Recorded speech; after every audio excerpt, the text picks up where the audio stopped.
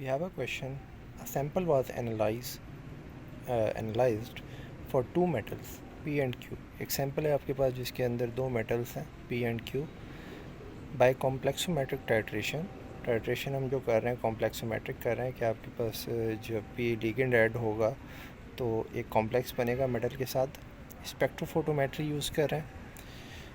Then a sample was sample को जो बनाया गया है वो 250 ml में आपने इसको प्रिपेयर किया है और 250 ml के अंदर जो हमने सैम्पल बनाया है उसको हम क्या कह रहे हैं, flask A. And then make up to the mark with distil water. Distil water से उसको मार्क कर दिया गया.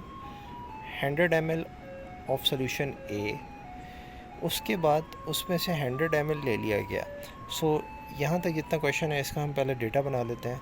सो first of all we have a 250 ml flask जिसके अंदर मेटल पी और क्यू है. जिस फ्लास्क का नाम ए है उसके अंदर हमारे पास सैम्पल है. ठीक है. सो इस फ्लास्क के अंदर हमारे पास सैम्पल है. उसमें से 100 ml हमने निकाला and then drop into another 250 ml flask. Right. So उसमें से 100 ml आपने लिया. Flask A was transfer into 250 ml volumetric flask और उस फ्लास्क का नाम एक्स कह देंगे.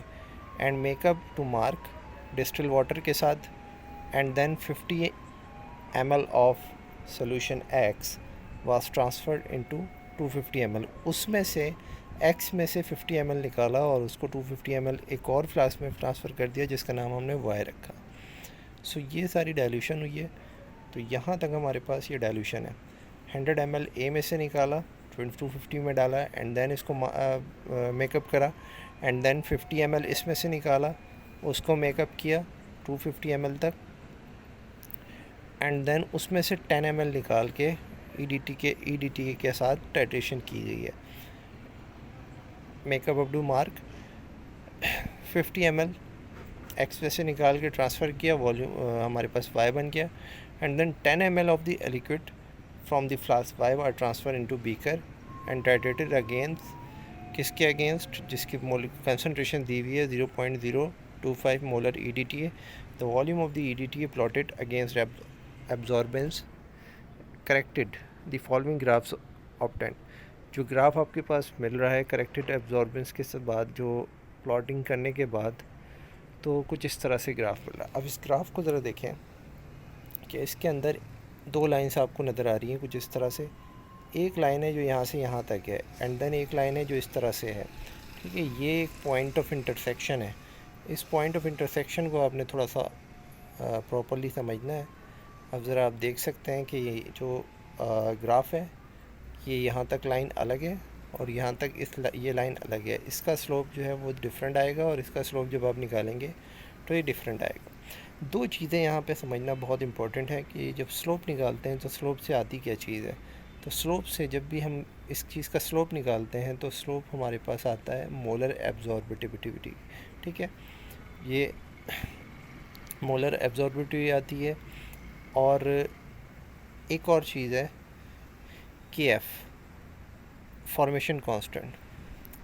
फॉर्मेशन कांस्टेंट भी का जिक्र भी यहाँ पे किया गया है. ये थोड़ा सा ब्लर है तो ये मैं आपको दिखा देता हूँ प्रॉपर्ली. यहाँ पे लिखा हुआ है if the KF P is less than KF Q. P का जो KF है वो स्मॉल है और Q का जो KF है वो लार्जर है. सिमिलरली एब्जॉर्बिटी मोलर एब्जॉर्बिटी जो आपके पास P की है वो ग्रेटर है और Q की लोअर है बट दोनों ज़ीरो से बड़ी हैं.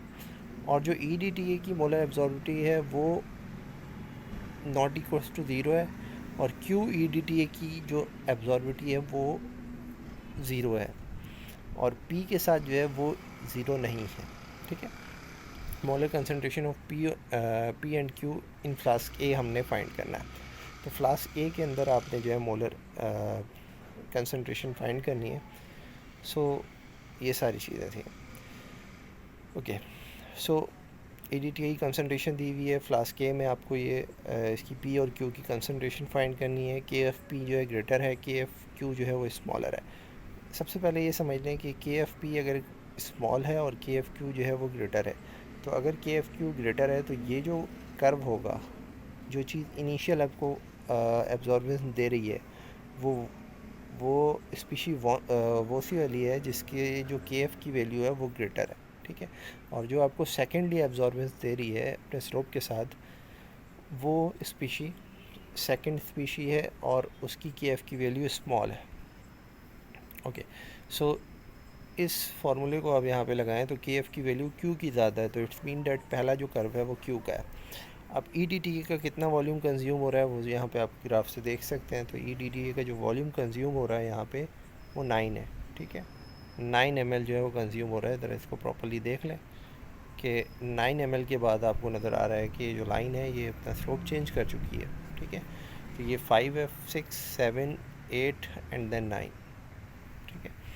सो इस तरीके से हमें ये पता चल गया कि 9 ml जो है वो इसका ये ग्राफ मैंने प्रॉपर्ली बनाया हुआ है। तो यहाँ पे जो है वो आपके पास 9 ml ये है, 17 ml ये है, ई डी टी ए जो है वो यहाँ पे कांस्टेंट है। और यहाँ पे जो हम इसका वॉल्यूम निकालेंगे कि इसने कितना कंज्यूम किया, तो आप 17 में से 9 को माइनस करेंगे तो ये 8 कंज्यूम करता है। Milli mole of E D T की कंसनट्रेशन हमें पता है और ये जो 9 ml जो कंज्यूम हुए हैं अगेंस्ट क्यू वो आप निकाल लेंगे तो ये milli mole of E D T आ जाएंगे। ई डी टी और क्यू की जो रिलेशन है, E D T hexadentate ligand है तो 1:1 का ही रेशो होता है जो भी मेटल है उसके साथ।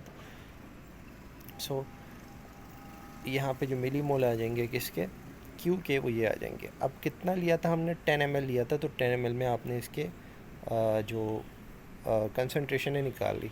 ये जो कंसंट्रेशन आई है ये कहाँ पे आई है, ये कंसंट्रेशन आई है इस 10 ml की। और 10 ml कहाँ से लिया था, वाई से। तो इट्स मीन डैट कि ये जो वाई फ्लास्क है इसकी कंसंट्रेशन आपके पास आ गई है। Okay, similarly milli mole of E D T निकालेंगे, 8 को मल्टीप्लाई करवाएंगे क्योंकि आपके पास जो 8 उसका वॉल्यूम है सेकंड वाले का, जो कि सेकंड चीज़ कंज्यूम हो रही है उसका वॉल्यूम 8 है। एंड देन इसके साथ मोल रेशो लगाएंगे तो आपको मिली मोल किसके मिल जाएंगे, पी के मिल जाएंगे। पी जो है वो सेकेंडली कंज्यूम हो रहा है। पी की कंसनट्रेशन निकाल लें, 10 से डिवाइड कर लें तो 0.2 को 10 से डिवाइड करेंगे 0.02 आ जाएगा। Now this is the concentration in Y flask. अब हमें वाई से जो है वो एक्स में जाना है और एक्स से ए में जाना है। तो वाई के अंदर हमने जो वाई के अंदर जो कंसंट्रेशन आई है वो ये है और वाई का वॉल्यूम कितना है, 250 है। उसमें हमने जो एक्स से ले के डाला था वो 50 ml डाला था, ठीक है। ये मैं आपको दिखा देता हूँ कि यहाँ से हमने, अब ये डाइल्यूशन फैक्टर देख लें कि ये 250 ml में हमें जो है वो कंसंट्रेशन पता है, 50 ml में नहीं पता कि 50 ml में कितनी होगी कंसंट्रेशन। तो 50 ml में आप इसकी कंसंट्रेशन निकाल लेंगे। वो जो 50 ml की कंसंट्रेशन होगी वो 50 ml की कंसंट्रेशन किसकी होगी, फ्लास्क एक्स की होगी, ठीक है। तो एंड देन हम फ्लास्क एक्स को की कंसंट्रेशन के साथ डाइल्यूशन फैक्टर लगाएंगे 100 ml के लिए। तो 100 ml की जो होगी वो फ्लास्क ए में होगी। तो यहाँ पे यही किया गया है कि 50 ml के साथ कंसंट्रेशन आपने निकाली तो ये फ्लास्क एक्स में आ गई। एंड देन 250 और 100 से इसके साथ रिलेशन बना के किया तो ये आपके पास फ्लास्क ए में कंसंट्रेशन आ गई। हमारा टास्क क्या था कि फ्लास्क ए में कंसंट्रेशन फाइंड करें। ये काम हमने क्यू के लिए किया है, ठीक है। यही काम हम पी के लिए कर लेते हैं। तो पी के लिए आप जो कंसंट्रेशन आई है वो ये वाली आई है 0.02।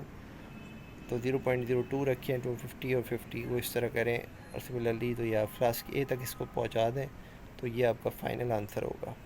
So it's all about this question कि इसमें कुछ कॉन्सेप्ट थे, के एफ का कॉन्सेप्ट, स्लोप का कॉन्सेप्ट। अब एक चीज़ जो रह गई है वो मैं आपको यहाँ पे बता दूँ। ये यहाँ से देखिएगा कि ये जो पी है इसकी जो मोलर एब्जॉर्बिटिविटी है वो ग्रेटर है। तो ये जो स्लोप आपको नज़र आ रहा है ये स्लोप ज़्यादा है। स्लोप ज़्यादा और कम का मीनिंग ये होता है कि ये आपके पास स्लोप कम है, ये आपके पास स्लोप ज़्यादा है। जितना आप लाइन को जो है वो वाई एक्सिस की तरफ लेके जाएंगे तो स्लोप बढ़ता जाएगा। नॉर्मली भी हम यही चीज़ यूज़ करते हैं, यही बात यूज़ करते हैं। एक ब्रिज है अगर उसका स्लोप ज़्यादा है इट्स मीन कि आपने जो है वो इस तरह से बिल्कुल ऊपर जाना है। तो ये स्लोप आपको नज़र आ रहा है कि दूसरा वाला स्लोप ज़्यादा है और पहला वाला की स्लोप कम है, ठीक है। तो इससे भी ये बात प्रूव हो रही है कि ये जो सेकंड जो चीज़ कंज्यूम हो रही है वो पी स्पीशी है, ठीक है। तो फॉर्मेशन कांस्टेंट जिसका बड़ा होता है, जिसका ग्रेटर फॉर्मेशन कांस्टेंट होता है, वो चीज़ पहले कंज्यूम होती है, पहले अब्जॉर्बेंस देती है। जिसका कम होता है वो स्पीशी आपके पास बाद में अब्जॉर्बेंस देती है। So it's all about this question. Thanks for watching.